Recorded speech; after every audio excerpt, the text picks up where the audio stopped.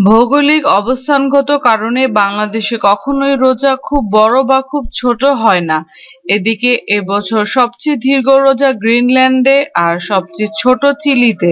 সাম্প্রতিক সময়ে রমজান মাস ধীরে ধীরে গ্রীষ্মকালের দিকে সরে আসছে, যার কারণে দিন বড় হয়ে যাচ্ছে এবং বেড়ে যাচ্ছে গরম। এর কারণে দীর্ঘ সময় রোজা পালন করতে হয় মুসলমানদের। এর মধ্যে উত্তর গোলার্ধের সবচেয়ে দীর্ঘ সময় রোজা রাখতে হচ্ছে। বিপরীতে শীতকালে সারা বিশ্বে তুলনামূলক কম সময় রোজা রাখতে হয়। গত বছর স্থানভেদে বিশ্বের বিভিন্ন স্থানে রোজার সময় ছিল ১১ থেকে ২২ ঘন্টা। এবছর সময়ের হিসেবে সবচেয়ে ছোট রোজা হবে ল্যাটিন আমেরিকার দেশ চিলিতে ১০ ঘন্টা, আর সবচেয়ে বড় হবে উত্তর আটলান্টিক মহাসাগর এলাকার দ্বীপ দেশ গ্রিনল্যান্ডে, যা ২১ ঘন্টা।